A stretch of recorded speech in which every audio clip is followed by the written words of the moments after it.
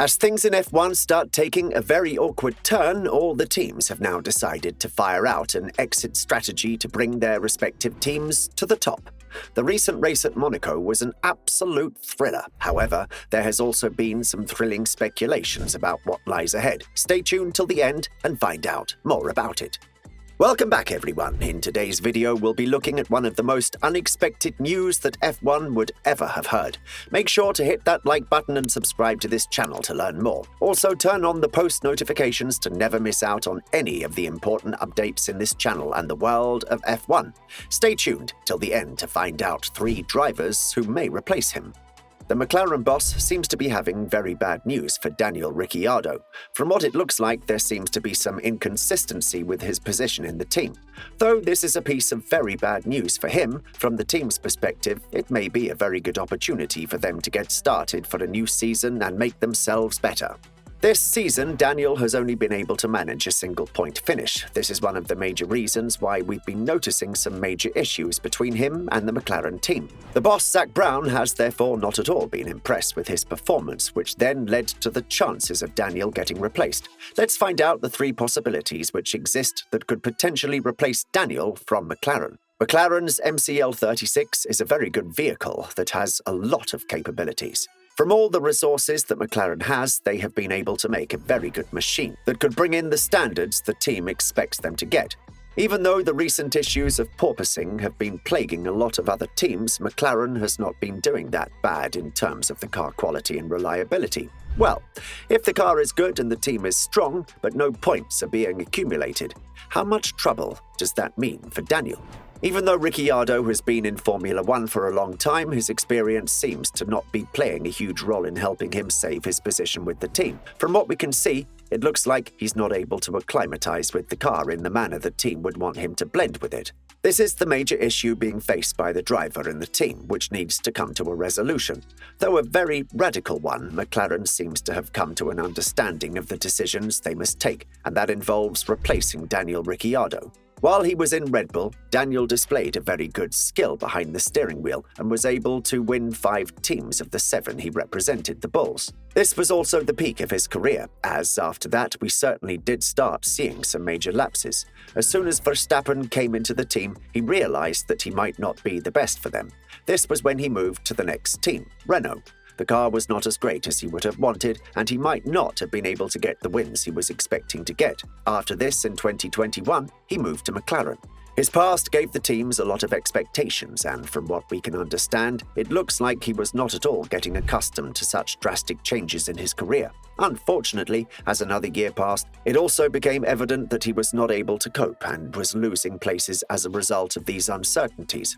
Even though this was a huge issue sentimentally when it comes to a team, they might have to take some actions to secure their standings on the grid and on the charts. This means that they expect him to perform at the same level once again, which he's not able to do. Daniel is just a few tenths of a second behind the top performers, and teams like Red Bull and Ferrari, as Mercedes, are a bit out of play recently. With the newcomers in F1 displaying a better showcase of skills, we have the teams working relentlessly to upgrade their cars and squeeze the maximum out of these young players. If you were to ask us for examples, we would take the names of Yuki Tsunoda and Lando Norris. These 2 have outperformed even the best of the players in the recent games. As cars change in technology, it's become harder for traditional drivers to understand how the new technology works. This has not been the case for the newer ones, and this perhaps is also the reason why Daniel is not able to cope with the rising expectations of the McLaren boss. Even though we'd want the team to be a bit considerate of what he's already provided to the sport, it looks like they just want to get over it and proceed further with better drivers on the grid. As the contract lasts until the end of the 2023 season, it may only be up to the performance clause that Daniel may leave McLaren before that. Either way, we need to look at the current negotiations between them to better understand the situation. When asked about it, the boss Zak Brown stated that a few mechanisms make us committed to each other, and a few that make us not committed as well. This means that they can get out of a contract as they deem right based on the clauses that have been mentioned in the contract. Now, if you look at the more recent races, you'll find out that Daniel has had a very rough tenure. Monaco GP was the venue that made him realize the slower pace that he possesses against the others on the grid. This was also the venue that gave rise to the news that Daniel may not be the driver for McLaren in the next season. However, as we said, these are rumors that keep flying by. The first alternative that the team now has is to hire Sebastian Vettel. Yes, a name that you may not have guessed. He's been really promising in the recent races with Aston Martin. Speaking about him replacing Daniel is highly possible. Considering the fact that he's been a 4-time world champion and has had a very good time at the Monaco GP this time. It was also seen at the Imola GP when Sebastian Vettel showed an exquisite showcase of skill and reliability with his car and cracked some moves, which left the jaws of everyone open in and around the pit for Aston Martin. Even though the car was not in the best shape, he was able to pull off a lot for the team, and everyone around him truly appreciated it. To add a cherry on the top, he's a very famous player in F1. With his already magnificent fan base, he may also be able to bring in the kind of sight the team has in terms of brand placement. Even though he's already 34 years old, it looks like he still has a lot to deliver to the F1's fraternity. The next name is Colton Herta, a name you may not be very well aware of. So Herta, a very successful IndyCar driver, has recently been in the news for being one of the most successful ones in the sport. He was signed by the team McLaren in the March of 2022 as a development driver, and he caught their eyes right away.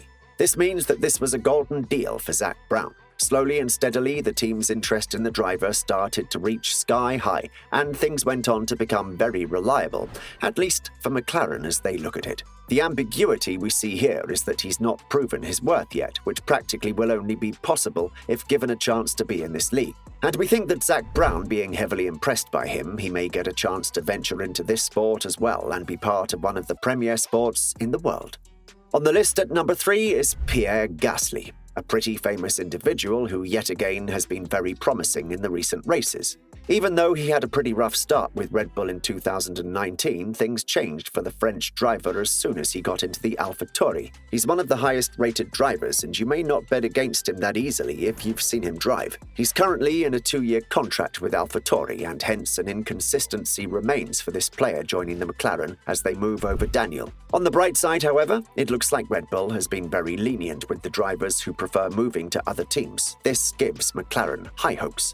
So that's all for today, everyone. We have come to the end of this video. We'll get back to you with more similar videos. Until we meet again, keep watching F1. Stay updated, hit the like button, subscribe to this channel, and let us know your thoughts on each one of the options McLaren has. Who do you think will be on board the next time for McLaren?